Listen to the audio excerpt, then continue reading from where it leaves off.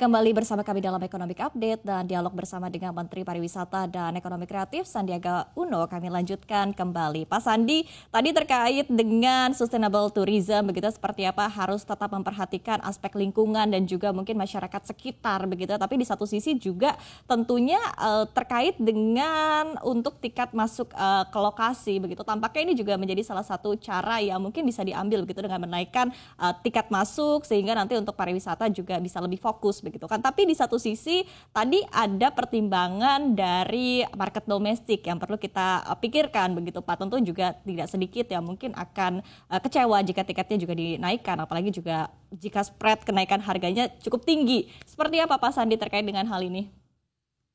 Ya, jadi ini yang kami ingin terus perbaiki komunikasi kepada publik, bahwa kita ini misalnya di Borobudur saat itu diumumkan kenaikan tarif untuk menaiki bangunan Candi Borobudur yang sangat tentunya kita perhatikan dari segi kekuatan daya tampung yang hanya sangat sedikit.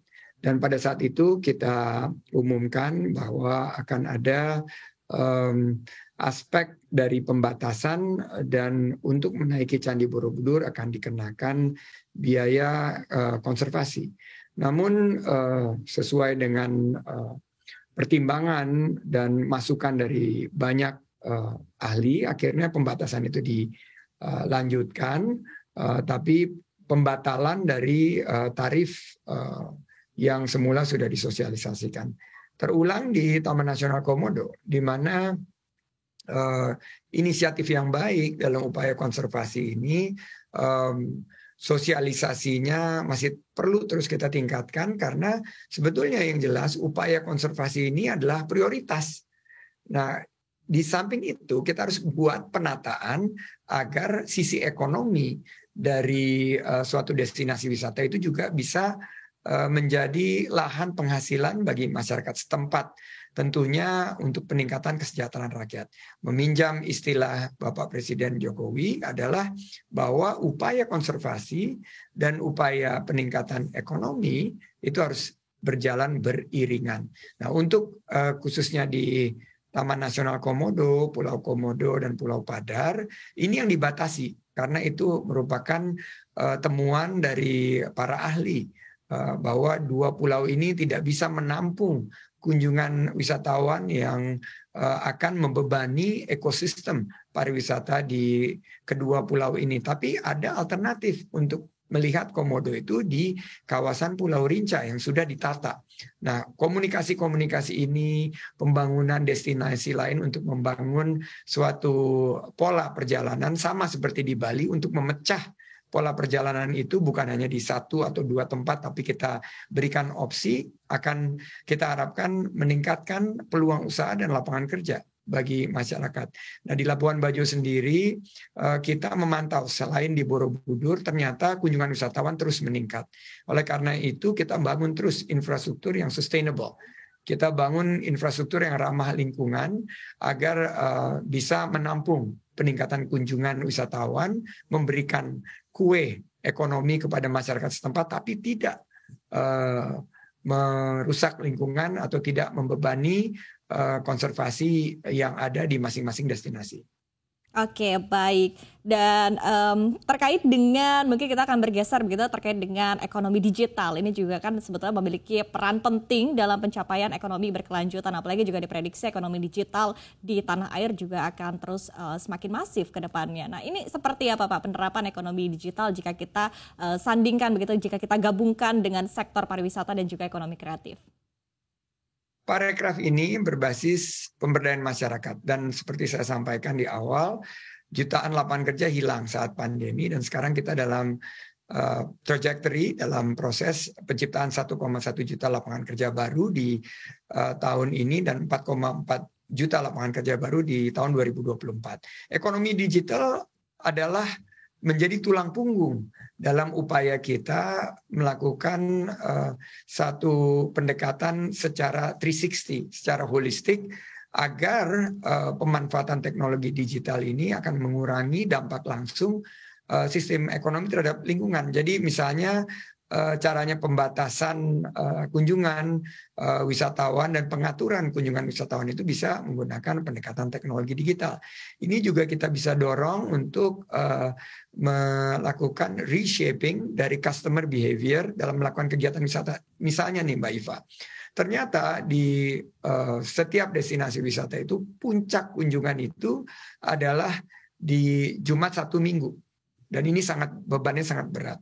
Padahal Senin sampai Kamis ini bebannya bisa lebih disebar, bisa lebih ditebar supaya tidak terlalu membebani dan akhirnya menimbulkan ekosistem yang terganggu. Oleh karena itu kita mempromosikan melalui strategi digital tourism destinasi-destinasi dan potensi pariwisata di Indonesia melalui pendekatan ekonomi digital atau platform digital.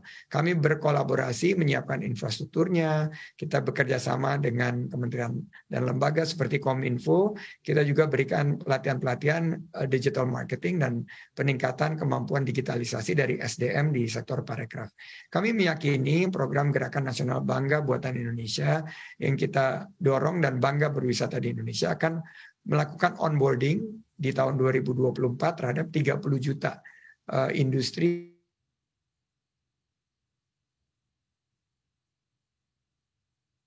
platform digital. Dan ini yang kita harapkan akan menjadi stimulus untuk 600.000 talenta digital yang hadir setiap tahunnya dengan target kontribusi sebesar 4.400 triliun di tahun 2030 dari segi PDB. Okay. Ini 16% dari PDB kita. Lebih besar dari sektor pariwisata yang sekitar 4-5% dan sektor ekonomi kreatif 7-8%. Jadi kami juga berupaya agar kontribusi PDB dan agar lebih sering diundang di CNBC agar parekraf ini bisa berkontribusi ke depan melalui ekonomi digital itu sekitar 20%. Okay. Then we will be at the table di mana kita akan bilang bahwa pariwisata dan ekonomi kreatif ini tulang punggung lokomotif kita. We deserve untuk ada di negotiation table dalam penentuan kebijakan ekonomi kita ke depan, terutama mengenai alokasi dari investasi. Karena kalau dilihat investasi di sektor parekraf ini kita masih tertinggal dan harus kita tingkatkan ke depan. Oke, tentunya kita akan tunggu begitu ya Pak seperti apa, karena tadi tampaknya mappingnya juga sudah jelas begitu ya, dan tentunya kita harapkan agar tadi ya potensi ekonomi dari pariwisata dan juga ekonomi kreatif ini bisa semakin besar lagi, apalagi kita ketahui juga bahwa potensinya luar biasa di Indonesia. Tapi berbicara terkait dengan potensi, mungkin kita juga harus berpikir seperti apa cara istilahnya memasarkan begitu ya Pak ya, tadi kekayaan alam Indonesia begitu luar biasa, kemudian juga budaya-budaya Indonesia, kreativitas kita juga luar biasa. Tapi kan di satu sisi memang sejauh ini upaya untuk istilahnya memasarkan Indonesia di mata dunia ini kan mungkin masih dilakukan secara sporadis oleh personal ataupun juga oleh organisasi. Tapi tampaknya masih belum ada mapping ataupun juga masih belum ada blueprint yang jelas begitu, skema dari pemerintah seperti apa agar langkah ini juga bisa tersinkronisasi dan juga efeknya bisa lebih besar lagi begitu. Nah sejauh ini Pak Sandi, apakah memang sudah ada rencana begitu untuk mungkin pembuatan blueprint atau mapping begitu untuk bisa memasarkan Indonesia di kancah dunia lebih masif lagi? Fortunately or unfortunately, kita ini di VUCA era. Volatility, uncertainty, complexity, and full of ambiguity. Jadi sangat bergejolak, sangat kompleks, sangat uncertain atau ketidakpastian dan penuh dengan ambiguitas. Oleh karena itu, blueprint besar sudah kita siapkan untuk parekraf dan kita punya koridor yang besar, tapi kita harus nimble, kita harus fleksibel. Bagaimana kebijakan kita ini bisa merespon apa yang terjadi di situasi lapangan. Sesuai dengan perintah dari Bapak Presiden, dan ini saya sepakat, kita tuh harus on the ground. Kita harus lihat sendiri bagaimana caranya menggunakan big data, menggunakan kolaborasi, inovasi, dan adaptasi.